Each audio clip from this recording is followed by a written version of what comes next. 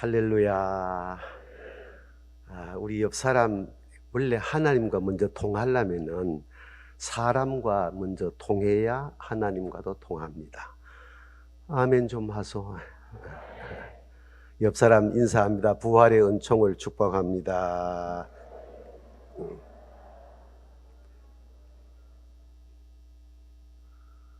저는 2014년 10월 9일 날 은퇴를 했어요. 그날 여러 언론사의 기자들이 많이 오셨는데 한 언론사와 이야기를 나누고 그 이야기가 목사님들이 보시는 월간 목회라는 월간지 그해 12월호에 그대로 게재가 됐습니다. 첫 번째 질문을 이렇게 하십니다. 서 목사님은 설교를 무엇이라고 정의하십니까? 이래 물어요. 30년 넘게 목회하고 은퇴하는 목사에게 설교가 뭐냐고 묻는단 말이에요. 이제 학교에서 배운 설교학 사전이나 설교학 개론에 있는 말씀이 아닌 개인적으로 마음에 담고 있는 설교의 정의를 대답했어요. 설교란 설교자가 그려내는, 그림 그리듯이 그려내는 하나님의 마음입니다. 그랬어요.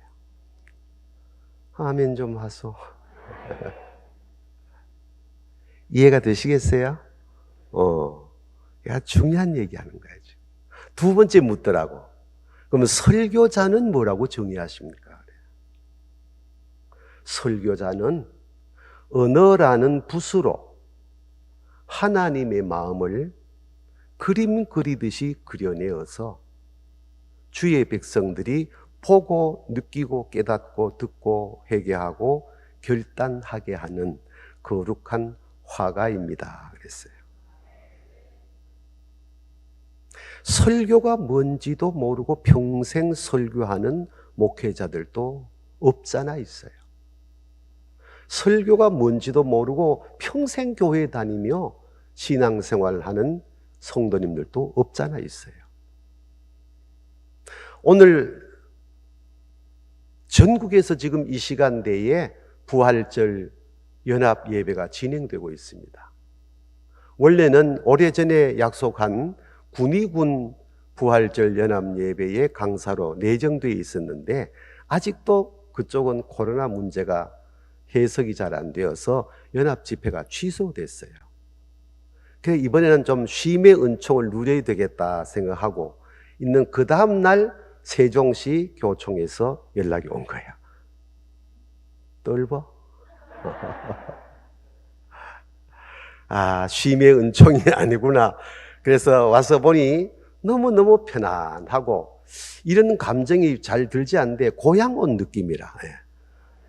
그만큼 세종시의 교회가 평안하다는 뜻을 제가 표현하는 건데, 부활의 은총을 마음에 담고 있으면은 시대 상황이 어떠하든 환경 여건이 어떠하든 내재된 부활 신앙인은 늘 평안하고 행복하고 감사하고 꼭 3번 넘어가야 아멘 하는 희한한 세종말씀.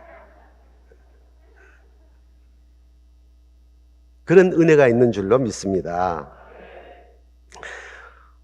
지금 전국 교회 시 도시에서는 연합 집회 진행되고 있단 말이에요. 근데 연합 집회에 참 듣기가 민망할지는 모르지만은 연중 행사 같은 부활절 연합 예배가 되면 안 되거든.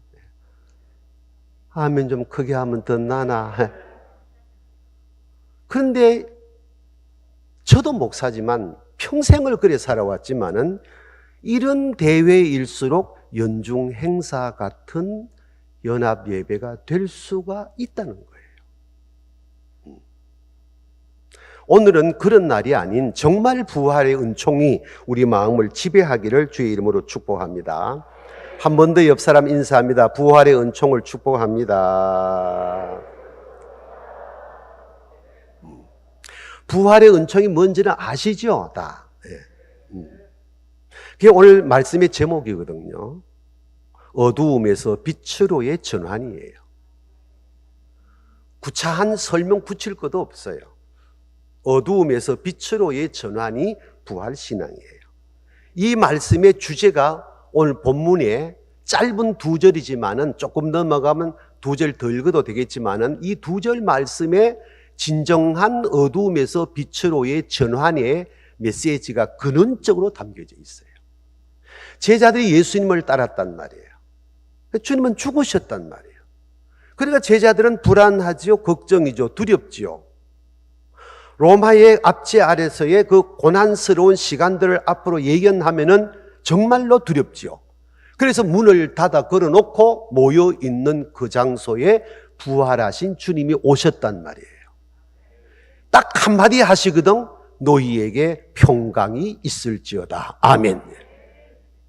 순간에 제자들의 마음에 담겨져 있던 두려움, 근심, 걱정, 불안, 초조가 한순간에 사라져버리고 평안함이 담겼단 말이에요. 예수님의 부활을 마음으로 받아들인 거거든요. 주님이 살아계시는구나.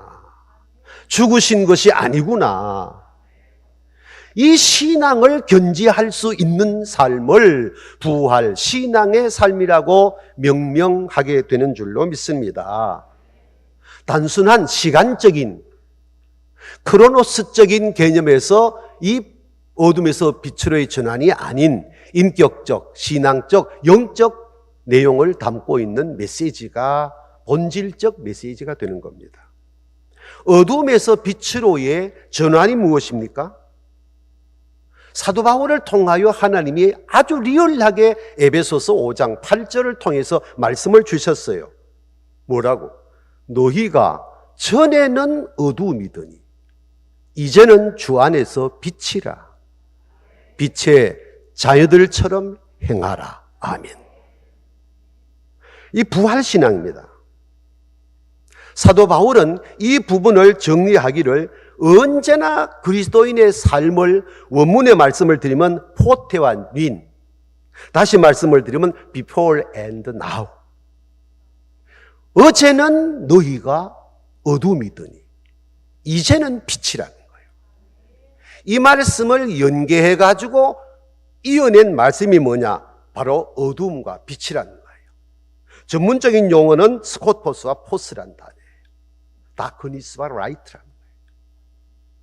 전에는 어두움이더니 이제는 빛이라는 거예요.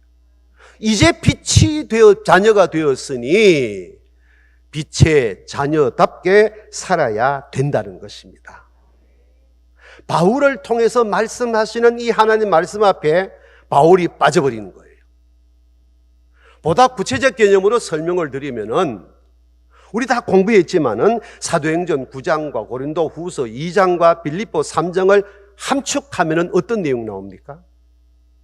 바울이 다메스커스 도상에 예수님을 만나기 전에는 히브리인 중에 히브리인요, 베냐민의 지파요, 가말리엘의 문화생이요, 율법으로 613가지 모르는 것도 없고 안 지킨 것도 없는 완벽한 법률 학자요, 거기다가 유대인으로 로마의 시민권까지 갖고 있으니까 현대어로 말씀을 바꾸면은 족보, 학벌, 명예, 권력, 부귀영화가 최고란 말이에요. 동의하시죠? 그게 사울이었단 말이에요. 근데 이 사울이 다메섹에 있는 예수 따르는 자들을 잡으려고 대제사장에게 체포영장을 발부받아 가다가 도상에 예수님을 만난단 말이에요. 얘기가 기니까 다 아는 거에 넘어갑니다. 예수를 만나기 이전에는 자기가 어둠인지 몰라요. 어둠에 있던 사울이 예수를 직접 만나고 나니까 빛 앞에서 자기를 보니 그림자가 보이는 거예요. 어두움에는 그림자가 없습니다. 빛이 있어야 그림자가 있습니다. 어둠에 살던 사울은 족보, 학벌, 명예, 권력, 부귀영화를 최고의 가치 개념으로 알고 그 자신이 빛된 삶이라고 당대에 자기 자신의 입장에서 최고의 유대 교도로서의 하나님을 위한다고 다메섹의 그리스도인을 잡으러 가다가 주님을 만나는 거예요. 만나고 나니까 자기를 본 거예요. 보니까 자기가 어둠이란 말이에요. 자기가 어둠인 걸 발견한 그때 바울은 180도가 아니라 360도 뒤집어지잖아요. 껑충 뛰어넘어가서 예수를 만나고 빛 가운데 자기가 서서 자기 그림자를 보면서 내가 어둠이었구나 하면서 그날부터의 삶의 가치가 달라진데 제 일성이 뭡니까? 나 이제 알았다. 이 세상에서 가장 고상한 지식은 가말리엘을 통하여 배운 학문이 아니다. 이제까지는 가말리엘을 통하여 배운 학문이 지고한 지식인 줄 알았는데 빛 대신 예수 앞에 딱 서보니까 그건 어둠이란 말입니다. 그리고 뭐라 그랬어요? 예수님을 아는 것이 최고의 지식이다. 아멘. 또 하나, 최고의 가치는 족보, 학벌, 명예, 권력, 부귀, 영화인 줄 알았는데 빛 대신 예수를 만나고 나니까 이 모든 게 어둠이야. 그래서 최고의 가치는 하나님이 나를 알아주시는 것이다. 아멘. 여기에 걸리니까 지금도 저 산골 어촌 개척교회에서 이 30명이 아닌 한 자리 숫자 성도와 함께 평생을 눈물과 아픔을 인내하며 내재된 감사와 기쁨을 표출시키면서 목회하는 목사님들 계신단 말이에요. 이 가치 개념이 세워지지 아니하면은 포기해버리고 막노동판에 가서 열심히 일하고 막걸리 한 잔 마시고 일당 15만 받는 게 훨씬 낫지. 그러나 바울 사도가 빛 대신 예수님 앞에서 자기 정체를 알게 되어지고 자기 자신을 돌아보면서 빛 대신 주님 앞에 그림자인 자기 모습을 보면서 전환된 것처럼 이 어둠에서 빛으로의 전환된 사도 바울의 고백이 오늘 저와 여러분에게도 고백이 있기 때문에 지금 이 자리에 계시는 줄로 믿습니다. 이때부터의 바울 사도의 삶이 어떻게 진행됩니까? 그 화려했던 족보, 학벌, 명예, 권력, 지고한 가치 개념을 일생을 통해서 연주해 왔던 바울이 예수를 만나고 난 그날부터 40에 하나 감한 39대매를 5번 맞아. 왜? 예수 때문에. 3번 태장 맞아, 1번 돌로 맞아. 왜? 예수 때문에. 바다와 강과 시내에 죽을 고비를 수도 없이 넘겨 동족과 이방인들에게 모해를 당해, 위증을 당해, 거짓말 당해, 죽을 고비를 겪어 말로 다 할 수 없는 수모를 당해 그래도 입 한 번 떼지 아니하고 때리면 맞고 걸면 넘어지고 원망, 불평, 비판, 정죄 없이 가. 어디까지? 로마 감옥까지. 다메섹 도상에서 예수님 만난 바울 사도가 로마 감옥에 순교할 때까지 남의 말 나쁘게 하는 거 여러분 찾아보셨습니까? 원망하는 거 찾아보셨습니까? 불평, 비판, 정죄하는 거 찾아보셨습니까? 없단 말이에요. 왜 그럴까요? 이것이 어둠에서 빛으로의 전환이란 말이에요. 다시 어둠으로 돌아갈 수 없다는 거예요. 오늘 이 은혜가 저와 여러분의 가슴에 담기기를 주의 이름으로 축복합니다. 우리 옆 사람 인사 다시 한번 합니다. 부활 신앙으로 살아갑시다.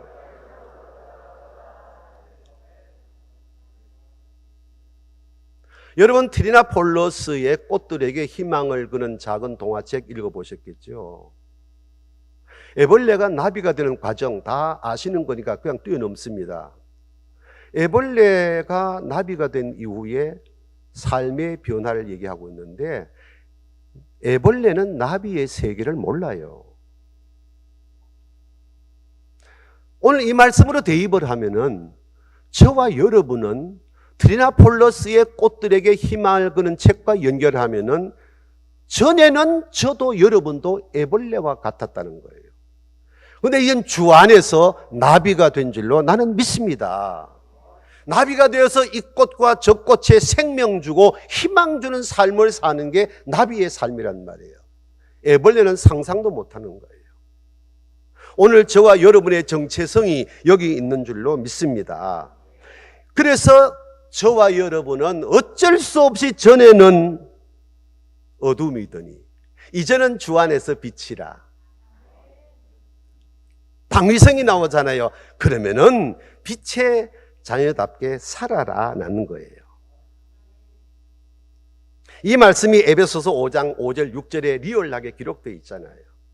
그러면 빛의 자녀로 사는 삶의 이전에 어둠의 정의를 잠깐만 정리해 볼게요. 다 아는 거지만은 이 어둠의 전에는 어둠이 할 때 어둠이 뭡니까? 굳이 원문 쓰지 않겠습니다. 해석해서 말하면은 육신의 정욕을 충족시키기 위한 집착을 말하는 거예요. 전에는 너희가 어둠이더니 할 때 이 어둠이란. 그 다음 단계로 올라가면은 세상적 재물과 욕구에 그걸 추구하기 위한 집착을 붙이고 있어요. 이 넘어 포장된 것이 뭐냐 하면은 하나님 이외의 것들을 최고의 가치인 줄 알고 거기에 집착하는 게 어둠의 총칭이에요. 저와 여러분은 그랬단 말이에요. 근데 이제는 주 안에서 빛의 자녀가 된 줄로 믿습니다. 빛의 자녀가 되니까 이제는 저와 여러분은 육신의 정욕을 추구하기 위한 소욕에 집착하지 않는단 말이에요. 세상의 재물에 집착하지 않는다는 거예요. 참 조심스러운 말이지만은 저도 대학 총장 12년도 맞춰보고 이것저것 다 해보고 세상 것 다 해봤지만은 목사의 현실적 삶의 내용과 이 목사직을 벗어버리고 세상적 내 위치의 삶을 살면은 그쪽이 훨씬 좋아요. 근데 왜 이 고난과 아픔과 온갖 말로 다 할 수 없는 수모를 겪으면서도 날마다 감사함으로 그분을 향하여 여전히 가야 되느냐는 거예요. 이제는 빛의 자녀이기 때문에 그런 세상적인 것에 집착하지 않는다는 거예요. 저와 여러분은 지금 거두절미하고 하나님 이외의 것 개념 없는 줄로 믿습니다. 하나님만이 우리의 것입니다. 하나님만이 저희 전부입니다. 우리의 전부입니다. 아멘. 이것이 어둠에 있었던 지난날의 삶의 내용이란 말이에요. 다시 말씀을 드리면은 본질상 진노의 자식이라는 말씀이 있잖아요. 이게 전에는 어둠이더니 할 때에 함축한 최고의 표현이 본질상 진노의 자식들이었단 말이에요. 그런데 예수님 때문에 빛의 자녀가 됐단 말이에요. 빛의 자녀가 됐으니까 이제는 어떻게 살아야 돼? 빛의 자녀답게 살아야 된다 이 말입니다. 아멘. 그러니까 바울은 그 뒤에 에베소 5장 9절 말씀에 빛의 자녀에 대한 정의를 뭐라 그랬습니까? 빛의 열매는 모든 착함과 의로움과 진실함에 있느니라 그랬단 말이에요. 놀라운 말씀이거든요. 이 아가토시네 모든 착한다, 도덕적 윤리적으로 관계의 개념에서 순수성을 말하고 있는 거예요. 의롭다는 말이 뭐예요? 하나님과 사람과의 관계 개념에 요즘 많이 정치권에서 회자되는 공정과 정의를 말하고 있단 말이에요. 지금 정치 지도자들의 단골 매뉴얼이 뭡니까? 내로남불이란 말과 요즘 회자되는 용어 뭡니까? 쓰고 싶지 않지만 공정과 정의란 말이에요. 이걸 다시 교회로 가져와요. 지금 저같이 강단에서 설교를 하는 모든 목회자들의 설교 내용을 보면 공정하지 않은 것이 어디 있으며 의롭지 않은 것이 어디 있으며 그 과정이 평등하지 않은 게 뭐 있습니까? 근데 강단만 내려가면 공정하지 않단 말이에요. 정의롭지 않단 말이에요. 그러니까 젊은이들이 교회를 떠난단 말이에요. 장로님, 권사님, 집사님 계실 거 아닙니까? 임직 받을 때 얼마나 감격합니까? 눈물 한 방울 흘리지 않은 임직자 없습니다. 근데 하루가 가고 1년이 지나면은 언제부터인가 항존 직분자들의 교회 생활에 공정과 정의가 없단 말이에요. 이게 뭐냐? 의로움이라는 거예요. 빛의 열매는 의롭다는 거예요. 공정해야 된다는 거예요. 아멘. 아멘 잘 안 나오지? 정의로워야 된다는 거예요. 그 다음 말 진실랍니다. 이 알레데이아, 우리가 잘 아는 용어지만 이 말은 뭡니까? 언행일치와 신행일치의 순수성을 말하는 거예요. 강단에서 목사가 설교하면 그 설교 30분 내용이 빗든 것이 어디 있습니까? 다 축복이잖아요. 아름답잖아요. 질서잖아요. 감동이잖아요. 행복이잖아요. 5번 넘어갔다. 기쁨이잖아요. 맞잖아요.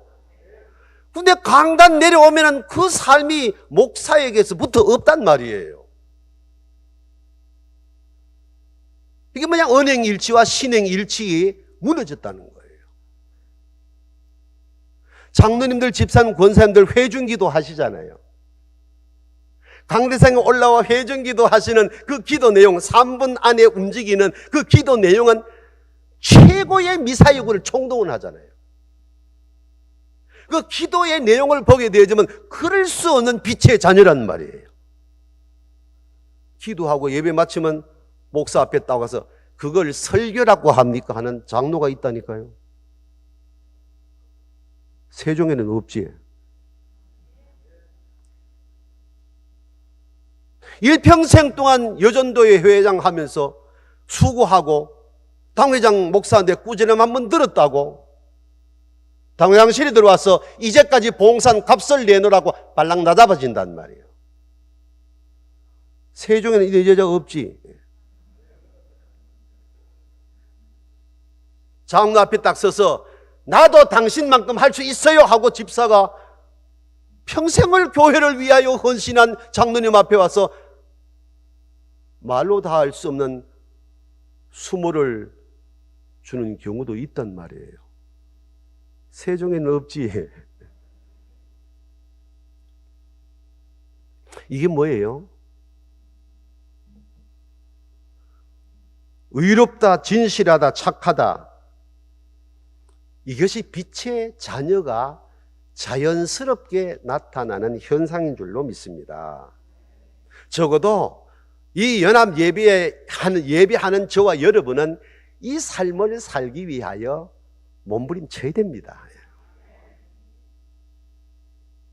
그럼 돌아가서 어둠이 뭡니까? 전에는 어둠이 드했단 말이에요. 어둡다는 것은 그림자가 없는 거예요. 그림자를 보지를 못해요. 빛 앞에 서야 그림자가 보여요. 전에는 어둠이 돼. 어둠이란 말은 분간할 수가 없어요. 옳고 그름이 분별이 안 돼요. 아름다운 것인지 추한지 구분이 안 돼요. 혼란, 죄악, 미움, 갈등, 원망, 불평, 비판, 정죄, 로마서 1장 21가지에 내재되어진 모든 내용을 표현해낸 모든 것들이 어둠의 열매들이란 말이에요. 너희가 전에는 그랬더니 이제는 빛의 자녀라 하는 거예요. 그럼 빛이 뭡니까? 빛이 있으니 보인다는 거예요. 옳고 그름이 드러난다는 거예요. 나쁜 거 좋은 거 구분할 수가 있다는 거예요. 빛은 균을 죽여요. 내 안에 죄를 빛된 자녀라면은 내 안에 죄성이 없는 사람 누가 있어요? 근데 그 죄 안에 움틀어오면 빛의 열매는 이 죄를 죽인단 말이에요. 아멘. 이해할 줄 아는 거, 관용할 줄 아는 거, 용서할 줄 아는 거, 사랑할 줄 아는 거, 이게 빛이란 말이에요. 그래서 부활은 어둠에서 빛으로의 전환인 줄로 믿습니다. 이쯤에서 제가 하나 여쭤볼게. 마음으로 대답하세요. 말하지 말고. 여러분 빛의 자녀로 살고 계십니까? 정직하게. 하나님 앞에 예배드리면서 정직하게 마음으로 대답하셔야 돼요. 그리고 다음 주일부터 본교회로 돌아가셔서 아직도 내가 어둠의 삶을 살고 있는지, 지난주일 부활절 연합예배 가서 그 나이 많은 목사가 와서 유언 설교하듯이 말씀을 전하는 거 듣고 왔는데 여전히 교회 생활을 어둠에 속한 자답게 산다면은 우리 주님이 얼마나 아파하시겠어요?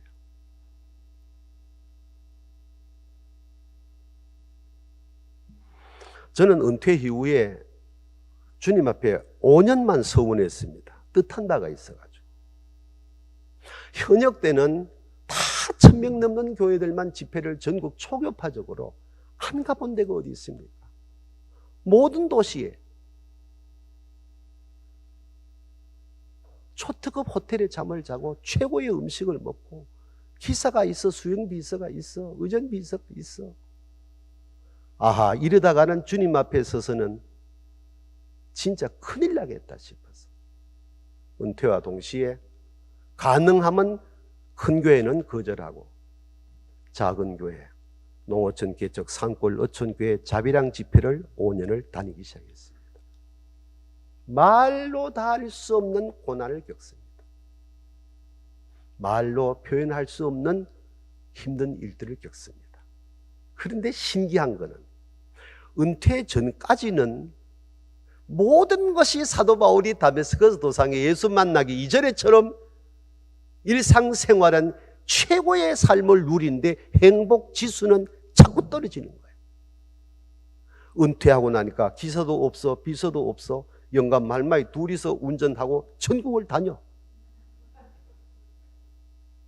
처음에 평생 운전 안 하다가 은퇴하고 직접 운전하는데 고속도로 올라가니까 모든 차가 내한테 다 달려드는 것 같아. 심장이 벌렁거리고 휴게소마다 들려 쉬고, 휴게소 들리게 되어지면은 전에 같으면은 비서 목사님 뭐 드시겠습니까? 그래 이거 먹자. 숟가락 갖다 주면 먹고 나는 가고 자기는 처리하고. 근데 이제는 아니야. 영감마 둘이 메뉴얼판에 서서 뭐 먹을까 찾습니다. 그래 오늘은 비빔밥. 초기에는 은퇴하고 비빔밥이든 뭐든 둘이 각자가 시켜 먹었는데 이제는 산골 어촌 개척교회 다니면서 또 느끼는 바가 먹다가 남기는 것도 정말 죄구나 싶어.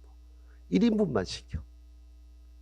그래서 비빔밥 1인분 시켜서 열심히 비벼서 둘이 같이 먹어. 고속도로 휴게소가 왜 좋으냐? 숟가락은 자기 마음대로 가져갔대. 뭐라고는 사람이 없어. 한참 밥을 먹고 있는데 누군가 어디만 아이고 서 목사님 아니십니까? 그래. 아이고 예 누구십니까? 아이고 저는 저 삼척 위에 있는 그 동해라는 곳에 살고 있습니다. 아이고 어쩐 일이십니까?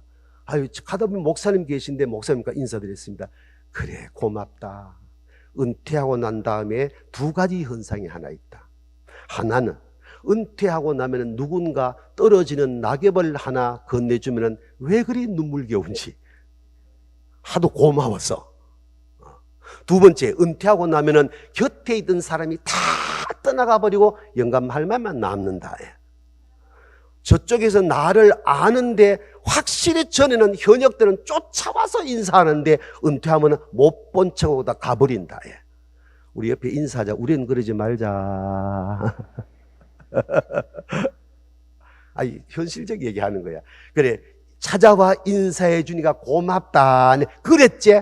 그랬더니 아유 저도 목적이 있어 왔습니다. 그래 뭔데 부흥회 좀 해주십시오.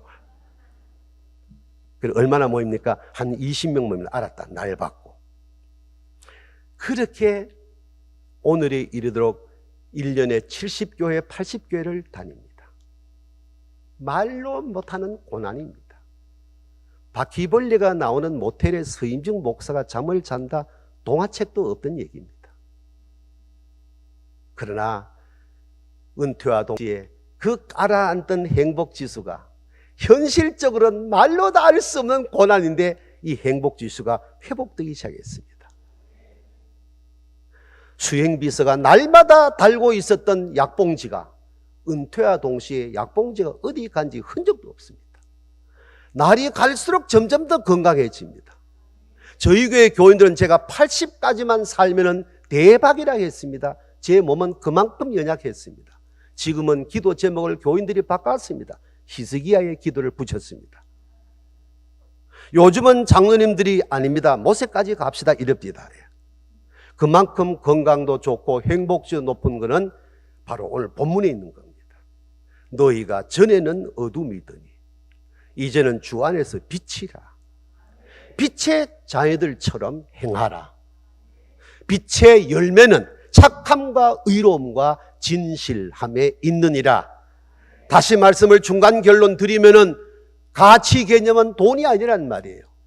예배당이 크냐 적으냐가 주님과 아무 상관이 없단 말이에요.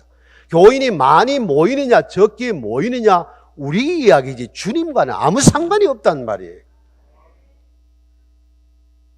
이 본문 말씀만 어둠에서 빛으로의 전환이 주님 앞에서 묻고 답해야 할 근원적인 메시지가 되는 줄로 믿습니다. 그렇게 은퇴한 이후에 7년 차가 됐는데 다니면서 여의도 순복음교회부터 시작해서 8명 모이는 교회까지 다 다녔습니다. 1년에 7, 80교회를 다녔습니다. 그런데 느낌의 공통 분모가 하나가 생겼습니다. 한국교회를 바라보시는 하나님의 마음이 많이 아파하신다는 겁니다.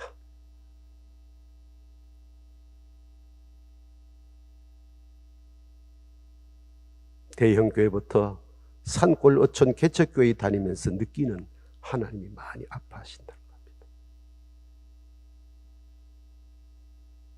하나님이 많이 아파하신다는 말씀을 제가 여기 한 20가지 적어봤는데 이거 좋은 날 내가 설명하려고 하지 않습니다.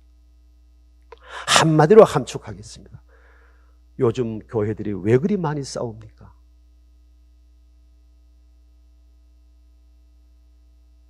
어두움에서 빛으로 전환된 자들의 모임일까요?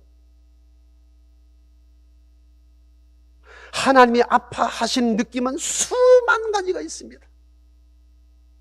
그 모든 것들을 다 감추면 왜 교회가 싸우느냐는 거예요.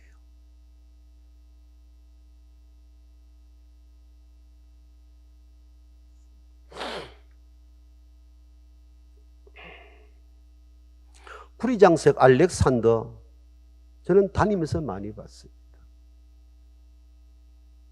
빛의 자녀로 기도와 감사와 축복과 아멘을 해야 될 그 입으로 원망과 불평을 하면서 사도 바울이 빌립보 교회에 소개했던 것처럼 허모게네와 부겔로가 입에서 나오는 말이 썩은 종기가 썩어서 냄새 나는 것 같은 말을 쏟아낸 걸 바울 사도가 젊은 목사 디모데에게 편지를 했단 말이에요. 저는 이제까지 은퇴하고 전국교회를 다니면서 저게 목사의 말이 맞는가 장로의 말이 맞는가 집사 권사의 말이 맞는가 싶은 종기가 썩어서 냄새 나는 것과 같은 말들을 많이 들었단 말이에요. 그래 하나님이 아파하신다는 거예요. 왜 아들을 십자가에 못 박아 죽이시고 하늘 보좌 영광 자리 내놓으시고 저와 여러분을 구원하러 오신 예수님이 온갖 수모와 피범벅되어 십자가에 죽으시고 부활하심으로 구원이 완성됐는데 그 예수를 나의 구주라고 고백하는 성도들이 싸운단 말이에요. 정말 빛의 자녀일까요? 저는 이 질문을 던지고 싶은 거예요. 전에는 어둠이더니 전에는 그랬어.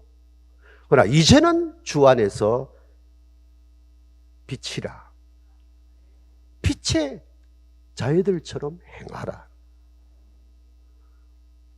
그렇다고 저와 여러분이 세상에 사는 날 동안에 완벽하게 살 수 있단 말이 아닙니다. 적어도 부활 신앙을 이야기한다면은 저와 여러분은 그 부활 신앙의 삶을 착함과 의로움과 진실함을 위하여 수고는 해야 된다 이 말입니다.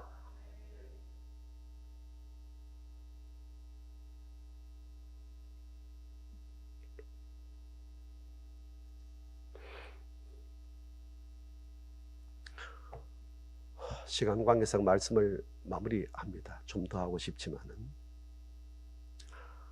부활은 어둠에서 빛으로의 전환입니다. 오늘 예배하는 이 자리에 우리들만이라도 이 말씀을 통하여 하나님의 마음을 보았다면 우리 그렇게 살아가도록 힘씁시다. 그게 부활신앙으로 사는 거예요. 작은 이야기 한 토막으로 말씀을 마무리합니다. 중학교 2학년 아이가 백혈병으로 병원에 입원했습니다. 머리를 다 깎고 병상에 누웠습니다. 그날부터 물도 밥도 안 먹고 울기만 합니다. 의사 선생님이 너 내 살려낼게 걱정하지 마라 해도 마음에 와닿지 않습니다. 엄마 아빠가 아무리 달래어도 이 아이는 울기만 합니다. 3일이 지나고 4일째가 됐습니다. 아이는 점점 초췌해 갑니다.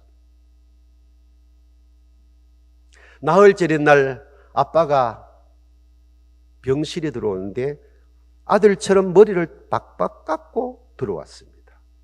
아들이 아빠를 보더니 흠칫 놀라더니만은 말 한마디 하지 아니하고 그날부터 소리 없이 물을 마시기 시작했습니다. 그 다음날 회사에 다니는 큰 형아가 병실에 동생을 보러 오는데 동생처럼 머리를 박박 깎고 병실에 들어옵니다. 이 막내가 흠칫 놀라더니만은 쓰고 있던 번거지 모자를 슬쩍이 벗어서 침대 밑에 씩 감춥니다. 형아도 머리가 아우도 머리가 다 깎였습니다. 그 다음날 고등학교 2학년 둘째 형아가 병실에 들어오는데 또 동생처럼 머리를 다 깎고 들어옵니다. 셋째 날 맞은 이 아이가 씩 웃더니만은 말 한마디 하지 아니하고 조용히 그날부터 주는 밥을 먹기 시작했습니다. 그 다음날 엄마가 병실에 오는데 여자의 면류관이라 하는 머리를 다 밀어버리고 여스님처럼 병실에 들어옵니다. 이걸 본 막내가 흠칫 놀라더니 그만 입이 실룩실룩 하더니만은 병상에서 뛰어내려가 들어오는 엄마 허리를 딱 잡고 엄마. 일주일이 지난 첫 말이었습니다. 엄마는 아무 소리도 하지 아니하고 자기 머리 한번 만져보고 아들 머리 한 번 만져봅니다. 대화 한마디 없이 엄마와 아들은 수천만 마디 말을 합니다. 1999년 9월 13일자 KBS 뉴스 보도 이야기입니다. 사랑이란 말이 아닙니다. 사랑이란 유별난 행동이 아닙니다. 공감하는 것입니다. 하나님이 외아들을 나를 살리기 위하여 세상에 보내신 하나님의 마음을 여러분 진실로 공감하십니까? 하늘 보좌 내놓으시고 이 땅에 오셔서 그 수모를 당하시면서도 입 한번 떼지 아니하고 피범벅되어 죽으신 주님의 그 마음이 여러분 공감이 되십니까? 정말 공감하신다면은 교회에서 절대로 큰 소리 못 칩니다.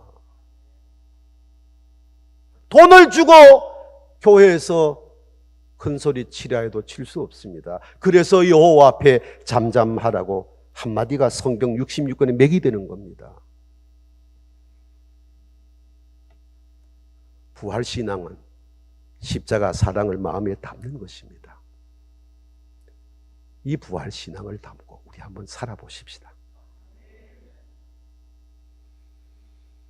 기도하십시다. 하나님 아버지,